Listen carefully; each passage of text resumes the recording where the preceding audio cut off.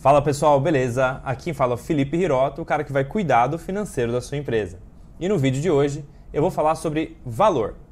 Você quer vender a sua empresa ou quer comprar uma? Você tem um sócio que quer entrar ou sair do negócio e vocês precisam saber quanto vale a participação dele? Pois é, para responder essas perguntas você precisa saber quanto vale a sua empresa. E é sobre isso que a gente vai falar no vídeo de hoje. Roda a vinheta, editor.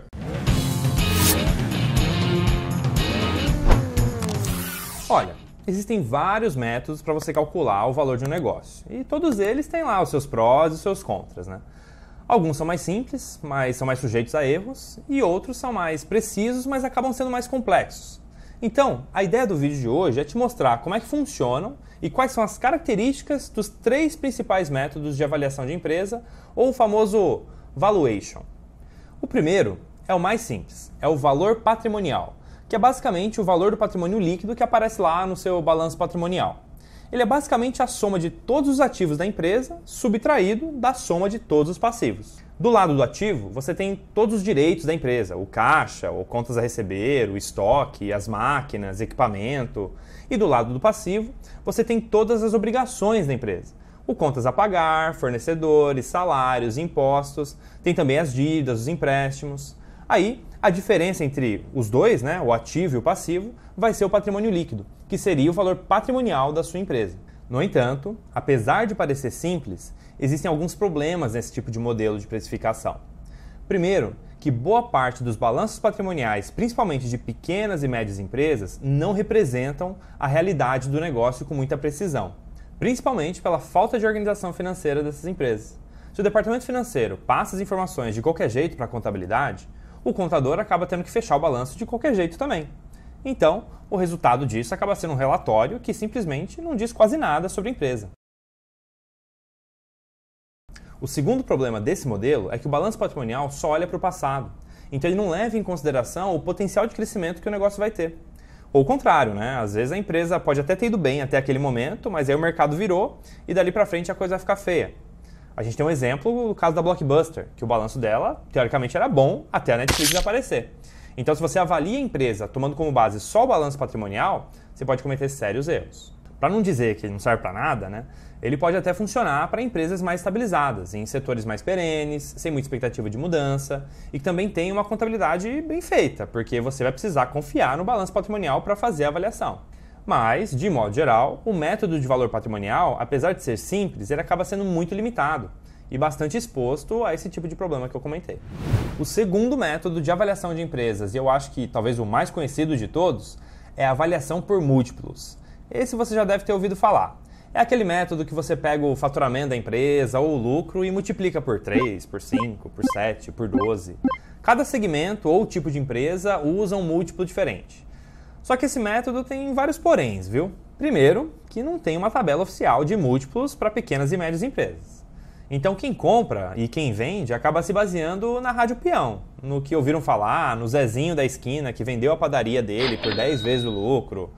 Então é muito difícil de confiar nesse tipo de informação. Até existem ali algumas tabelas de múltiplos, só que para empresas de capital aberto, aquelas que têm ações na bolsa, porque o valor delas é dado pelo próprio mercado de ações. Então você consegue pegar o valor de mercado dessas empresas, dividir pelo faturamento ou pelo lucro delas e chegar num múltiplo que elas são negociadas. Aí depois você pega esse valor, esse múltiplo, para avaliar outras empresas do mesmo segmento. Só que não dá para pegar esses múltiplos de empresas de capital aberto para precificar a padaria do seu Joaquim, né? Porque uma empresa não tem nada a ver com a outra. E isso mostra justamente o segundo problema da avaliação de múltiplos. Ele não leva em consideração as diferenças que podem existir entre uma empresa e outra, principalmente se você estiver usando aquele múltiplo de faturamento ainda. Você pode ter 2 empresas do mesmo segmento, com o mesmo faturamento, só que geram resultados totalmente diferentes, então elas não podem valer a mesma coisa. E digo mais, viu? Mesmo o múltiplo de lucro, que em tese, né, já iria ponderar a lucratividade de cada negócio, também tem que ter muito cuidado antes de usar, viu? Porque às vezes, empresas com o mesmo lucro podem ter níveis de risco e expectativa de futuro muito diferentes uma da outra. Vou dar um exemplo. Imagina que 2 empresas têm o mesmo lucro hoje, mas uma está crescendo e a outra está encolhendo. Elas vão valer a mesma coisa? Pois é, então. O múltiplo de lucro não está considerando nada disso. E por fim, temos o método de avaliação por fluxo de caixa descontado, que é considerado, digamos assim, o modelo de valuation mais completo e mais robusto. Tem também lá suas falhas, mas ainda é o mais recomendado e utilizado no mercado. O conceito por trás é basicamente o seguinte: o valor de uma empresa não está no passado dela, mas sim no futuro. Quando você vai comprar uma empresa, você não está preocupado com o lucro que ela gerou lá atrás, lá no passado. Você está preocupado com o lucro que ela vai gerar depois que você fizer a compra. Concorda comigo? O dinheiro que foi gerado pela empresa lá no passado já foi, já está na mão do ex-dono, digamos assim.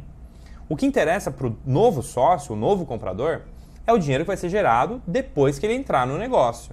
Por isso que o valor de uma empresa é sempre calculado com base numa projeção de fluxo de caixa e não com base no fluxo de caixa que foi realizado.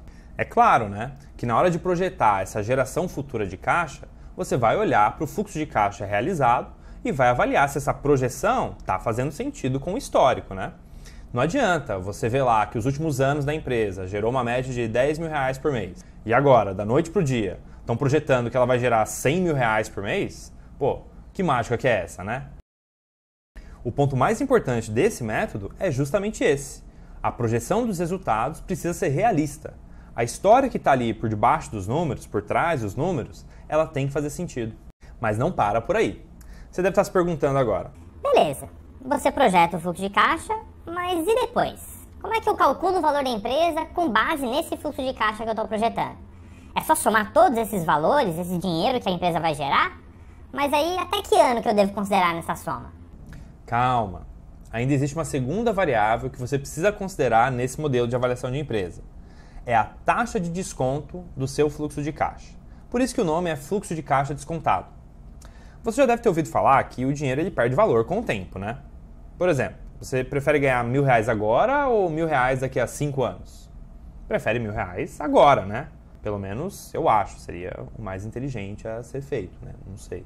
Daqui a 5 anos, esses R$1.000 já não vão mais ser suficientes para comprar as mesmas coisas que você compra hoje. É só lembrar de quando você ia, sei lá, no mercado com R$100 há 10 anos atrás. E aí você voltava cheio de sacola na mão. Agora você volta com 3 sacolinhas e uma você ainda pediu a mais para poder usar na lixeira do banheiro. Porque eu sei que você faz isso. Não faz? Eu sei que você faz. Eu faço, eu sei que você faz também. Todo mundo faz isso. Mas então, por conta disso, quando você projeta o fluxo de caixa de uma empresa, o dinheiro que ela vai gerar daqui a 5, 10 anos tende a valer menos em relação ao dinheiro que ela gera hoje. E para você conseguir calcular o valor da empresa, você precisa saber quanto que esses dinheiros do futuro, que a empresa vai gerar, valeriam hoje. Essa que é a sacada. No linguajar mais financista, a gente costuma chamar isso de trazer os valores futuros a valor presente. E a soma desses valores presentes é justamente o valor da sua empresa. Interessante. Então é assim que funciona. Mas como é que eu trago esses valores futuros a valor presente? R$1.000 daqui a um ano valeriam quanto hoje? Bem, esse quanto é calculado justamente pela taxa de desconto. Essa taxa de desconto nesse modelo de valuation, nesse modelo de avaliação de empresa, ela pode depender de vários fatores. É taxa de juros da economia, nível de risco do negócio, custo de oportunidade. Mas aqui, para simplificar as coisas, a gente vai se concentrar mais em como que você usa essa taxa no modelo e não em como ela é calculada, ok? Então vamos explicar a aplicação dessa taxa com um exemplo. Vamos supor que você tem o direito a receber R$1.000 daqui a um ano lá do seu banco. Mas você quer antecipar o recebimento desse valor para hoje. E o banco cobra uma taxa ali de 10% ao ano para antecipar esse valor para você. Aí eu te pergunto, quanto o banco vai te pagar? Nada, porque banco não paga, só cobra, né?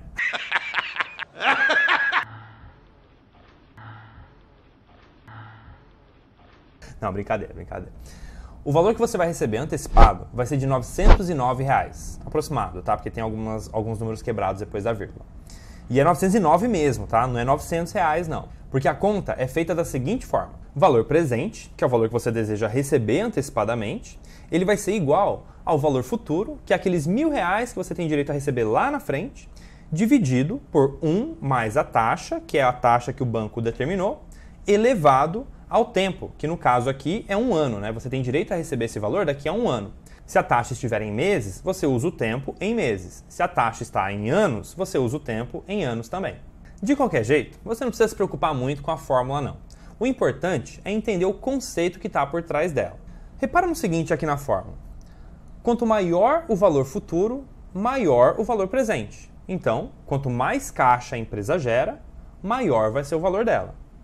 Mas, quanto maior a taxa ou o tempo, menor vai ser o valor presente. Então, se a taxa de desconto for muito alta ou a geração de caixa estiver muito distante lá no futuro, menor vai ser o valor da empresa. Resumindo, o grande diferencial do método de fluxo de caixa descontado é que ele considera todo um cenário de planejamento e projeção de resultados e calcula o valor da empresa trazendo todos esses resultados projetados ao valor de hoje.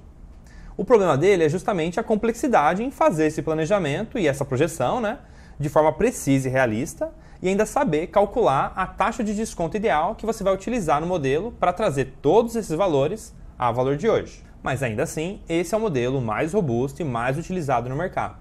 Então, na hora de você precificar a sua empresa, recomendo fortemente que você procure utilizar esse tipo de precificação.